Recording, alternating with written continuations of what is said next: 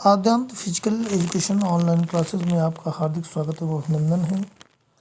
जैसा कि आज हम आपको पढ़ाएंगे रक्त परिसंचरण तंत्र, और रक्त परिसंचरण तंत्र वेरी इंपॉर्टेंट क्वेश्चंस हैं और हम कुछ महत्वपूर्ण टॉपिक्स को बताते हुए आगे की ओर बढ़ेंगे। और मित्रों, लाइक, शेयर और सब्सक्राइब करना ना भूलें। तो हम पहले महत्वपूर्ण प्रश्नों की सीरीज से शुरू करते हैं, फिर क्वेश्चन आपको कराएंगे 25 मोस्ट इम्पॉर्टेंट क्वेश्चन को। महत्वपूर्ण बिंदु है, रक्त परिसंचरण की खोज किसने की थी? रक्त परिसंचरण की खोज किसने की थी? तो ये है 1628 ईस्वी में विलियम हार्वे ने किया था। और इम्पोर्टेंट क्वेश्चनों की सीरीज में आता है, हृदय का वजन कितना होता है? तो ये 300 से लेके 350 ग्राम का होता है। सिराएं रक्त को हृदय की ओर ले जाती हैं। हृदय से फेफड़ों तक रक्त ले जाने वाली वाहिनी को पल्मोनरी आर्टरी कहते हैं। और सबसे बड़ी धमनी महाधमनी होती है। और मित्रों, रक्त में थक्का बनाने के लिए कौन सा विटामिन, कौन सा सहायक होता है? तो ये है कैल्शियम। रक्त में प्लाज्मा कितने प्रतिशत होता है? तो 55 से 60% होता है। हृदय का आकार कैसा होता है? तो बंद मुट्ठी के आकार का होता है। तो इन तमाम सारे महत्वपूर्ण बिंदुओं को देखते हुए अब हम चलेंगे। सबसे पहले क्वेश्चन नंबर 51 कराएंगे। क्वेश्चन नंबर 51 देखेंगे, रुधिर दाब को मापने वाला जो यंत्र होता है उसको हम क्या कहते हैं? तो यह है स्पिग्नोमीटर, मैनोमीटर, इलेक्ट्रोग्राफ, अंगोग्राफ। तो इसमें क्वेश्चन नंबर जो 51 है, इसका सही आंसर है क्वेश्चन विकल्प नंबर ए। अगले क्वेश्चन की ओर बढ़ते हैं। Question number 52। क्वेश्चन नंबर 52, रुधिर परिसंचरण की खोज किसने की थी? जैसे महत्वपूर्ण बिंदु में पहले ही बता चुका हूँ कि विलियम हार्वे ने किया था। तो इसका विकल्प नंबर बी सही है। रक्त में कितने प्रकार की कणिकाएं पाई जाती हैं? 2, 3, 4, 5। तो इसमें 3 प्रकार की कणिकाएं पाई जाती हैं रक्त में। और हम अगले क्वेश्चन की ओर बढ़ते हैं। अशुद्ध रक्त ले जाने वाली कौन सी धमनी होती है? यकृत धमनी, वृक्क धमनी, फुफ्फुसीय धमनी, कोई नहीं। तो इसमें विकल्प नंबर सी सही है, फुफ्फुसीय धमनी होती है। रक्त किसकी वजह से लाल दिखाई देता है? हीमोग्लोबिन, वृक्क धमनी, फुफ्फुसीय धमनी, इसमें से कोई नहीं। तो इसमें विकल्प नंबर ए सही है, हीमोग्लोबिन। चूँकि हीमोग्लोबिन लाल रक्त कणिकाओं से बना होता है, तो इसमें हीमोग्लोबिन होगा। क्रिकेट बैट में बॉल को गति देना कौन सी गति में आता है? दोलन गति, परावर्ती गति, प्रक्षेप गति, कोणीय गति। तो ये आता है प्रक्षेप गति में। फिर अगले क्वेश्चन को, सामान्य रूप से स्वस्थ वयस्क व्यक्ति में सिस्टोलिक और डिस्टोलिक रक्त का दाब कितना होता है? 80 से 120, 50 से 90, 120 से 80, 70 से 120। तो आपको बता दें, सिस्टोलिक और डिस्टोलिक, पहले सिस्टोलिक पूछा है फिर डिस्टोलिक पूछा है। तो सिस्टोलिक बाद में आता है, तो बाद का रक्तचाप होता है 120, और सिस्टोलिक पहले आता है तो इसका होता है 70। तो विकल्प नंबर डी सही है, पहले 70 फिर 120। अगले क्वेश्चन को बढ़ते हैं। मनुष्य के हृदय में लब डब की आवाज़ किसके कारण होती है? तो त्रिवलनी द्विवलनी अर्धचंद्राकार कपाटों के बंद होने से, त्रिवलनी द्विवलनी कपाटों के खुलने से, त्रिवलनी द्विवलनी कपाटों के बंद होने से, अर्धचंद्राकार कपाटों के खुलने से। तो इसमें विकल्प नंबर ए सही है, त्रिवलनी द्विवलनी अर्धचंद्राकार कपाटों के बंद होने से होता है। अगले क्वेश्चन को पढ़ते हैं। शरीर के किस अंग को रक्त बैंक कहा जाता है? यकृत को, फेफड़े को, प्लीहा को, हृदय को? तो ये बहुत वेरी इंपॉर्टेंट क्वेश्चन है, कई बार आता भी है। और इसका जो विकल्प नंबर सी सही है, विकल्प नंबर सी है प्लीहा, इसे हम रक्त बैंक भी कहा जाता है। अगले क्वेश्चन को पढ़ते हैं। हृदय का वजन कितना होता है? मैं पहले भी बता चुका हूँ, 300 से 350 ग्राम। जो ये क्वेश्चन नंबर है, इसका विकल्प नंबर बी सही है।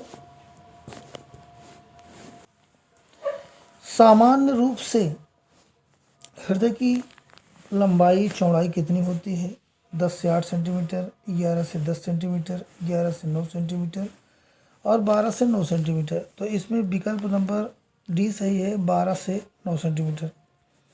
कौन सी हृदय दीवार की तह नहीं है? पेरिकार्डियम, मायोकार्डियम, टीनोकार्डियम और एंडोकार्डियम। तो हम आपको बता दें, पेरिकार्डियम, मायोकार्डियम और एंडोकार्डियम, ये तीनों हृदय के 3 परत हैं। जो टीनोकार्डियम है, ये विकल्प नंबर सी है और यही सही है कि टीनोकार्डियम हृदय की दीवार नहीं है। लाल रक्त कणों में पानी की मात्रा कितनी होती है? 50%, 55%, 60%, 65%। तो इसमें विकल्प नंबर डी सही है, 65%। फिर आता है पैपिलरी पेशियाँ शरीर के किस अंग में पाई जाती हैं?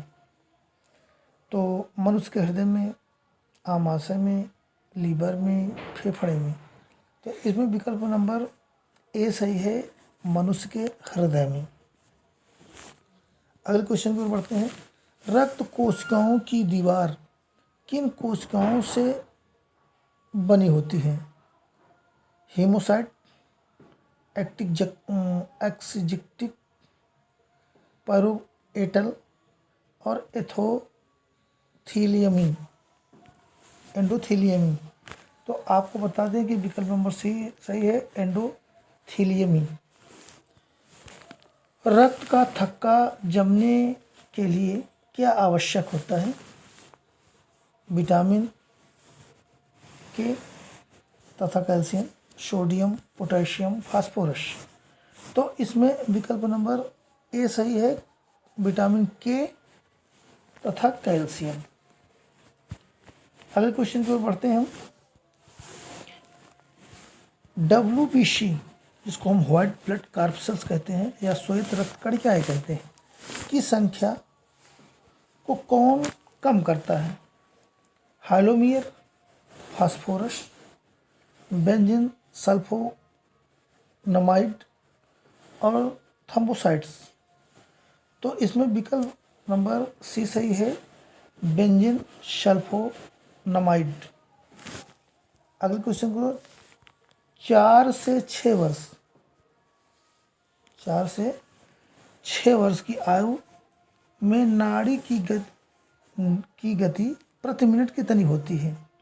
तो आपको बता दें, जो बच्चे होते हैं जिनकी आयु 4 से 6 वर्ष होती है, जो साधारण मनुष्य होता है, सामान्य मनुष्य होता है, जिसकी 72 होती है, तो 72 से अधिक होती है। यही कारण है कि बच्चे चाहे जितना दौड़े लेकिन वो थकते नहीं हैं। तो इसमें सबसे हाईएस्ट 95 है। तो विकल्प नंबर डी सही है, 95। 72 सामान्य मनुष्य की होती है धड़कन और बच्चों की 95। अगले क्वेश्चन को पढ़ते हैं। WBC की संख्या किससे नहीं बढ़ती है? आवेश से, डर से, दर्द से, आराम से? तो पक्का है आराम करने से WBC की संख्या नहीं बढ़ेगी। हम अगले क्वेश्चन की ओर बढ़ते हैं। 69। एनीमिया, रक्त की कमी, का मुख्य घटक क्या होता है? रक्त कोशिकाओं की कमी, हीमोग्लोबिन की कमी, प्राणवायु की कमी, खनिजों की कमी। तो इसमें विकल्प नंबर बी सही है, हीमोग्लोबिन की कमी। क्योंकि हीमोग्लोबिन क्या करता है, रक्त में जो हीमोग्लोबिन का कण होता है ये ऑक्सीजन को और हमारे शरीर में जो मुख्य पोषक तत्व होते हैं उनको बॉडी के हर पार्ट तक ले जाता है। तो अगर इसकी कमी हो जाएगी तो एनीमिया हो जाएगा। अगले क्वेश्चन की ओर पढ़ते हैं हम, रक्त दाब को नापने वाले यंत्र को क्या कहते हैं? एक क्वेश्चन दोबारा रिपीट हो चुका है, तो हम आपको बता दें कि इसको जो है हम कहते हैं स्फिग्नोमैनोमीटर। क्या कहते हैं? स्फिग्नोमैनोमीटर। दोबारा क्वेश्चन रिपीट हो चुका है। रक्त में यूरिया की वृद्धि किस अंग के विकार से होती है? मस्तिष्क, अस्थि पंजीय पेशियों से, गुर्दे से और पित्ताशय से। तो आपको बता दें कि अगर शरीर में रक्त बढ़ता है, रक्त में यूरिया की मात्रा बढ़ती है, तो हमारी किडनी को हम गुर्दा कहते हैं, तो किडनी के खराब होने के कारण, किडनी के डिस्टर्ब होने के कारण ही रक्त में यूरिया की मात्रा बढ़ जाएगी और व्यक्ति को डायलिसिस पर रखना पड़ेगा, जिसको हम कहते हैं रक्त को निकालना और पुनः चढ़ाना। अगले क्वेश्चन को हम बढ़ते हैं 72। भारी व्यायाम के दौरान रक्त की आपूर्ति किस ओर बढ़ती है? गुर्दा की ओर। गुर्दा को अभी मैंने बता दिया, गुर्दा की कमी के कारण जो है हमारे शरीर में यूरिया की मात्रा बढ़ जाएगी, तो गुर्दा हो नहीं सकता। यकृत भी दूसरा काम करती है। त्वचा आपकी बाहरी लेयर है, तो इसमें अस्थिपंजीय पेशियों के कारण होती है। विकल्प नंबर डी सही है। Question number 73। इनमें रक्त कौन द्वारा ले जाया जाता है? एंजाइम के द्वारा, ऑक्सीजन को और हार्मोन्स को और ये सभी को। मतलब रक्त जो क्वेश्चन है इसका कहने का मतलब है कि रक्त के द्वारा क्या क्या ले जाया जा सकता है। एंजाइम भी ले जा सकता है, ऑक्सीजन भी ले जा सकता है, हार्मोन्स भी ले जाया जाता है। तो इसमें विकल्प नंबर डी सही हो जाएगा, ये सभी। अगले क्वेश्चन को पढ़ते हैं 74। रक्त का आयतन शरीर के संपूर्ण भार का कितना होता है? 1/2, 1/3, 1/4, 1/12। तो इसमें होता है 1/2। अगले क्वेश्चन को पढ़ते हैं। व्यायाम किसके वजन से, व्यायाम करने से किसके वजन की वृद्धि, इसमें वजन में वृद्धि लाता है? पीयूष ग्रंथि में, पीयूष और थायराइड में, थाइमस में। तो इसमें विकल्प नंबर बी सही है।